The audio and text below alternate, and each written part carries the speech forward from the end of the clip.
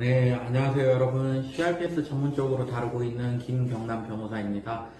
제가 저희 회사에서 금일 기준으로 계산을 해봤는데, 저희 교통사고 CRPS, 그리고 산재에서 사업주를 상대로 한 CRPS 소송, 그리고 산재 행정, 즉, 산재 등급, CRPS로 인한 등급을 9급에서 7급으로 조정하는 소송, 그리고 또 보험사를 상대로 한 산재 소송들 이런 거 다 합쳐보니까 협의 사건까지 합쳐서 한 20건이 조금 넘더라고요. 제가 3년 동안 이렇게 CRPS 사건들 다뤄오면서 느낀 바를 말씀드리고 있는데요.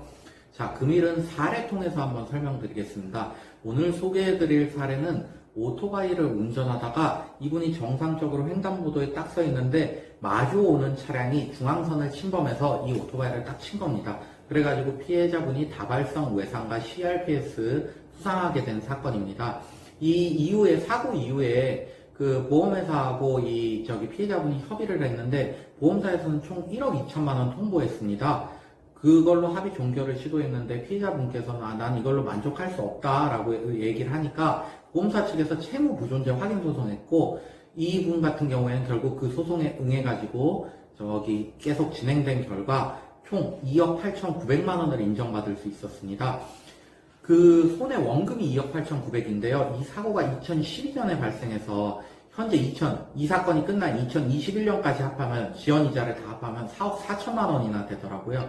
자, 이 소송의 핵심은 후유장애하고 노동능력 상실률. 첫 번째가 그거고요. 두 번째는 향후 치료비 액수하고 항목을 산정해내는 그 부분이었습니다. 자, 우선 노동능력 상실률부터 살펴보겠습니다. 제 좌측에 나오다시피 여기서는 변호사님이 되게 잘 신체감정을 신청하셨어요. 총 8개의 과목을 신청하셔가지고 하나하나 다 인정을 받으셨고 액수가 적으면은 감정인한테 사실조회 등을 통해가지고 추가적으로 계속 인정을 받았습니다. 그래서 총 장애율이 71%나 받으실 수 있었어요. 자, 왼쪽에 나와 있는 거 하나하나 살펴보겠습니다. 먼저 우측 고관절 치환이죠. 자, 고관절 대퇴부 부위에 이 부분에서 15% 장애 인정받았습니다.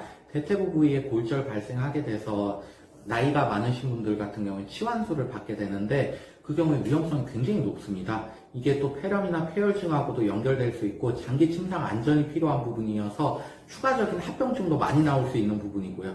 여기서 영구 15% 장애 받으셨고 또한 우측 하지 단축이 돼가지고 여기서 15% 장애를 받으셨고요. 또 비뇨기과에서 15% 장애를 받았습니다. 여러분들 비뇨기과 장애는 이런 사지마비나 또는 일정 부분 일부 마비 사건에서 항상 따라다니는 사건입니다. 그 맥구라이드의 장애 항목으로 치면 신경인성 장이나 신경인성 대장으로서 이 부분, 그러니까 비뇨 활동 원활하지 못한 데 대한 부분이고 꼭 항상 추가해서 넣어서 받으셔야 되는 부분입니다.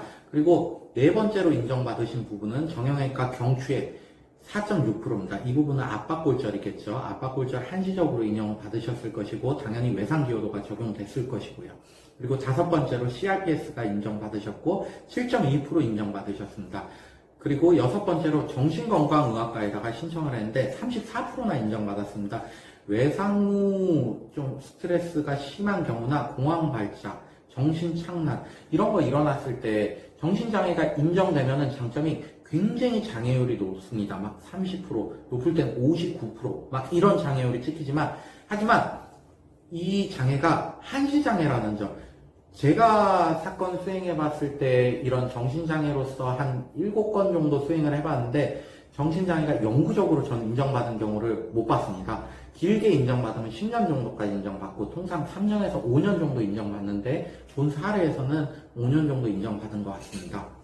자, 정신과 장애에서 34% 인정받았고요. 그리고 정형외과 좌측 경골, 즉 우리 종알뼈라고 하죠. 그 앞에 정강이뼈, 정강이뼈 부분에서 10.2% 받으셨고요. 그리고 정형외과 슬관절, 자 무릎 부분에서 8.5% 받으셔가지고 이 장애율을 다 합산해 보니까 71.2%가 나왔습니다. 여러분들 지금 제 표에 나와 있는 이 장애율들 하나하나 찝어가지고 부위별로 보고 해야 되는데 이게 쉽지가 않습니다. 그래서 이 사건 담당하신 변호사님께서 저는 굉장히 이 사건을 잘 봤다고 생각을 하는데 일단 피해자분한테 피해 상황에 관한 얘기를 들었겠죠. 어디가 아프다. 이 주관적인 증상 부분을 얘기를 들었을 것이고요. 두 번째로 의무기록 사본을 봤을 것입니다. 의무기록 사본을 보고 장애가 남을 부위를 정확하게 찍어낸 것이죠.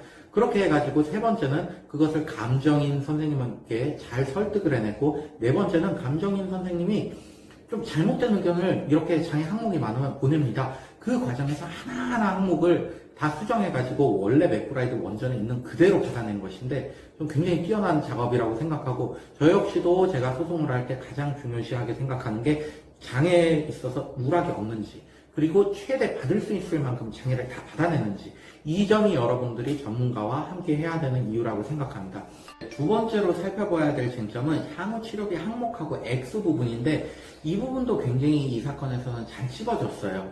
그러니까 기대여명 종료일까지의 정신건강의학과, 그 정신적 치료비, 그리고 비뇨기과 치료라고 한다 그러면 뭐 청결, 자가, 도뇨, 카데터 같은 거 뭐 그런 게 있겠죠. 그리고 CRPS에 있어서는 척수 자극기 삽입술, 배터리 교환 비용, 그리고 신경성상 차단술, 그리고 각종 약물 주입 비용, 정맥 주사 비용, 이런 거 다 인정받으셨고, 치과 치료비부터 정기검사까지 다 인정을 받으셨습니다. 그래가지고 이분이 총 치료비로 받으신 게 1억 9,500입니다. 즉 4억 4천 중에 1억 9,300이 이 향후 치료비에서만 나오게 된 것이죠. 자, 여러분들 정리하겠습니다. CRPS하고 사고하고 인과관계가 인정되면은 굉장히 고액의 손해배상액이 인정될 개연성이 높습니다. 그래서 부득이 보험사 측에서 협의를 하기가 굉장히 어렵고 상당수 사건들이 소송하고 이어져 있는데, 이때의 핵심은 높은 노동능력 상실률을 하나하나 찍어서 다 받는 거, 그리고 향후 치료비 항목들을 다 주장해서 받아내는 것입니다. 이 사례에서 보면 변호사 역할이 얼마나 중요한지 알 수 있습니다. 여러분들이 아까 본 8개의 항목들을 다 과마다 인정받기 굉장히 어렵고, 향후 치료비 항목도 하나하나 다 선정해내기가 어렵습니다. 이 점이 조력받아야 되는 이유고, 비록 변호사 선임하면 비용 들 것입니다. 하지만 증액되는 손해배상액이 여러분들이 변호사 비용 쓰시는 것보다 훨씬 더 저는 높아질 것이라고 생각하고, 지출한 손해배상 변호사 비용액은 추후에 어차피 별도의 소송 비용의 확정 재판이란 걸 통해서 거의 다 대부분 뭐 상대방인 국가, 행정소송에서는 국가, 뭐 교통사고 소송에서는 공제사나 보험사 이런 데로부터 받아낼 수가 있으니까 너무 변호사비 걱정하지 마시고 소송에서 크게 이기는데 집중하시기 바랍니다. 감사합니다.